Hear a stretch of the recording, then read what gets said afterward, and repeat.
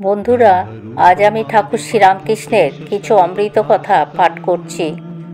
যদি আপনাদের ভালো লেগে থাকে তাহলে আমার চ্যানেলটি আপনারা সাবস্ক্রাইব করে দেবেন। ঠাকুরের মহাসমাধির পর ফটো নেবার জন্য বেঙ্গল ফটোগ্রাফার কোম্পানিকে খবর দিয়ে আনা হলো ও একটি খাটের ওপরে ঠাকুরের শরীর স্থাপন করা হলো। পুষ্পস্তবক সেই খাটের চারিদিকে সাজিয়ে দেওয়া হলো। ঠাকুরের গলায় পুষ্পমালা ও মুখে চন্দন ও ফুল দিয়ে সাজানো হলো। রামবাবু নিজে খাটের সামনে দাঁড়ালেন, নরেন্দ্রকেও পাশে দাঁড়াতে বললেন। স্বামী অভেদানন্দ বলছেন, আমরা তার পেছনে সকলে নির্বাক হয়ে সিঁড়ির উপর দাঁড়িয়ে থাকলাম। বেঙ্গল ফটোগ্রাফার কোম্পানি দুখানি গ্রুপ ফটো তুলে দিলেন। এদিকে ভিড় ক্রমশই বাড়তে লাগলো। তখন সৎকারের সকল জিনিস সংগ্রহ করা শেষ হয়েছে। বেলা 5টার সময় কাশীপুর থেকে ঠাকুরের দিব্যদেহ সংকীর্তন করতে করতে বিপুল জনস্রোতের মধ্যে দিয়ে নিয়ে যাওয়া হতে লাগলো। খোল করতাল ও কীর্তনের শব্দ চারিদিকে মেতে উঠল।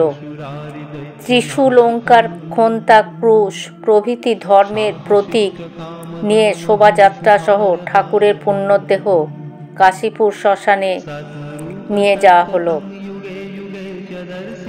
শ্রীরামকৃষ্ণ পার্ষদ ও ভক্তগণ অশ্রু ভারাক্রান্ত নেত্রে শ্রীরামকৃষ্ণের পূর্ণ শরীরের সৎকার করার জন্য ঘি, চন্দন, কাঠ, মালা প্রভৃতি দ্রব্যের ব্যবস্থা করেছিল। ক্রমে যথাবিহিতভাবে গঙ্গায় ঠাকুরের শরীর ধুয়ে ও মালা দিয়ে সাজিয়ে চিতায় স্থাপন করা হলো। সেবক ও ভক্তগণ অগ্নিকুণ্ডে পুষ্পবর্ষণ করতে লাগলেন।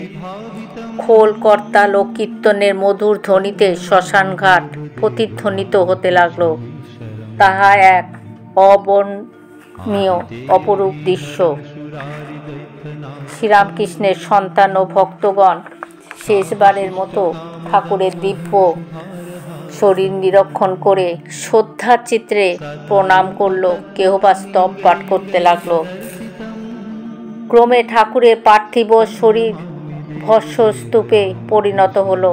আমরা 2-3 জন সেই ভস্মস্তূপের মধ্যে ঠাকুরের পবিত্র অস্থি সংগ্রহ করে একটা তামার কলসিতে স্থাপন করলাম এবং দুঃখ ভারাক্রান্ত হৃদয়ে কাশীপুরের বাগানে ফিরে আসলাম। সেই রাত্রে আমরা সকলেই ঠাকুরের ঘরে অস্থি রেখে তাহার পবিত্র জীবনী আলোচনা করতে লাগলাম এবং ধ্যান জপে মনোনিবেশ করে তাহার অদর্শনজনিত দুঃখ দূর করতে চেষ্টা করলাম। নরেন্দ্রনাথ আগে বসে ঠাকুরের অহেতুকী বিচিত্র কৃপার কথা বলে আমাদের কখনো কখনো সান্ত্বনা দিতে লাগলেন।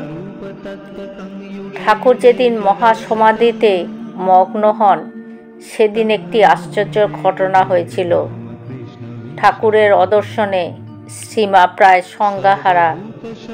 তিনি আপনার ঘরে শোকাতুরা হয়ে সধবার চিহ্নস্বরূপ 2 হস্তের সোনার বালা ইত্যাদি খুলে ফেলার মনস্থ করলেন, কিন্তু ঘটনা ঘটল অন্যরকম। মা যখন হাতের বালা ইত্যাদি খুলতে উদ্যত হলেন তখন তিনি চাক্ষুষভাবে প্রত্যক্ষ করলেন ঠাকুর স্থূল শরীরে আবির্ভূত হয়ে তাহাকে হস্তের বালা খুলতে নিষেধ করছেন। ঠাকুর শ্রীমার 2টি হস্ত ধরে বললেন, আমি কোথাও গেছি, এই যেমন এ ঘর থেকে ও ঘর। শ্রীমা ঠাকুরকে প্রত্যক্ষ দর্শন করে এবং তাহার শ্রীমুখের অভয়বাণী শুনে হাতের বালা ও কপালের সিঁদুর সেই সঙ্গে মুছতে যাচ্ছিলেন, কিন্তু তাহা করতে পারলেন না। মা ভালোভাবে বুঝলেন যে ঠাকুরের পার্থিব শরীর শুধু নষ্ট হয়েছে, কিন্তু দিব্য শরীরে তিনি সর্বদাই বিদ্যমান আছেন। তখন থেকে তিনি যেমন লাল পেরে কাপড় পরতেন তাহাই পরতেন, তবে লাল নরুন পেরে কাপড় তিনি পরতেন। তখন সকলেই আমরা মনে করতে লাগলাম যে কাশীপুর বাগানে থাকতে পারলেই আমাদের ভালো হতো। কিন্তু চিন্তা হতে লাগলো কাশীপুর বাগানের মালিকরা ভাড়া না পেলে থাকতে দেবেনি বা কেন? তারপর নিয়মিত ভাড়ার বন্দোবস্ত করবে কে? রামবাবু প্রভৃতি গৃহস্থ ভক্তেরা বাগানে ভাড়া দিতেন। রামবাবু আমাদের সকলকে উদ্দেশ্য করে বললেন, তোমরা যে যার ঘরে ফিরে যাবে। আমরা জিজ্ঞাসা করলাম, অস্থি তাহলে কোথায় রাখা হবে? রামবাবু বললেন, কাকুরগাছিতে তাহার যোগোদ্যানে, সেইখানে ঠাকুরের অস্থি সমাধি দেওয়া হবে। ইহা শুনে নরেন্দ্রনাথ প্রমুখ আমরা সকলে অত্যন্ত দুঃখিত হলাম। ঠাকুরের সমাধি পবিত্র মন্দির গঙ্গার তীরে না হয়ে কাকুরগাছির যোগোদ্যানে কিভাবে হবে, তাহা আমরা চিন্তা করতে লাগলাম। অবশেষে আমাদের চিন্তার কথা রামবাবুকেও জানালাম। রামবাবু কিন্তু কোনো কথাই আমাদের শুনলেন না। তিনি ঠাকুরের পবিত্র অস্থি তাহার যোগোদ্যানেই সমাধি করবেন মনস্থ করলেন। তিনি তাহার স্থির সিদ্ধান্ত আমাদের জানিয়ে সেই রাত্রে বাড়ি ফিরে গেলেন। রাত্রি অনেক হয়েছে। নরেন্দ্রনাথ আমরা সকলেই নির্বাক হয়ে ঠাকুরের অস্থি কলসের চারিদিকে বসে আকাশ পাতাল চিন্তা করছি। এমন সময় নিরঞ্জন স্বামী বললেন, আমরা ঠাকুরের পুত অস্থি কিছুতেই রামবাবুকে দেব না। আমরা নিরঞ্জনের সঙ্গে একমত হলাম। নরেন্দ্র আমাদের সাথে একমত হলো। তখন আমরা সকলে স্থির করলাম, ঠাকুরের পবিত্র অস্থির বেশি অংশ কলস থেকে বার করে একটা কৌটোতে রেখে ওই কৌটো বাগবাজারে ভক্ত বলরাম বাবুর বাড়িতে লুকিয়ে রাখা হোক এবং রামবাবু যেন গুণাক্ষরে সে কথা জানতে না পারেন। পরে রামবাবু আসলে বাকি অস্থি কলসি সহ তাহাকে দেয়া হবে।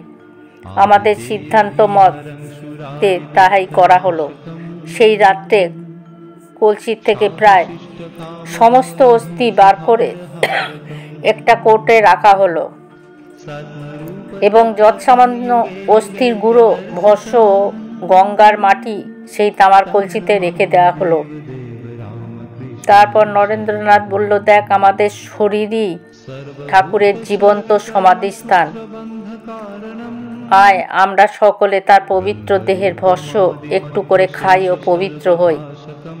নরেন্দ্রনাথ সর্বপ্রথম কলসি থেকে সামান্য অস্থির গুঁড়ো ও ভস্য গ্রহণ করে জয় রামকৃষ্ণ বলে ভক্ষণ করলেন। তাহার পর আমরা সকলেই তাহাকে অনুসরণ করে নিজেদের ধন্য জ্ঞান করলাম। রামবাবু কাশীপুরের বাগানে এসে পরের দিন ঠাকুরের অস্থি কলস কাকুরগাছিতে যোগোদ্যানে নিয়ে যাবার জন্য মনস্থ করলেন। তখন নরেন্দ্রনাথ আমরা সকলেই তাহাতে সম্মত হলাম। সেদিন জন্মাষ্টমী। নরেন্দ্রনাথকে সামনে রেখে ঠাকুরের অস্থি কলস মস্তকে করে আমরা সকলেই সংকীর্তন করতে করতে কাকুরগাছি অভিমুখে যাত্রা করলাম। রামবাবু আমাদের সঙ্গে সঙ্গে যেতে লাগলেন। শশী অস্থি কলসিটি সযত্নে মাথায় ধারণ করে ধীরে ধীরে আমাদের সাথে অগ্রসর হতে লাগলো।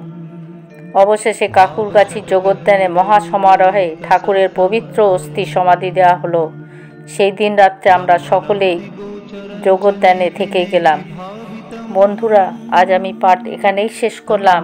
জয় ঠাকুর, জয় মা।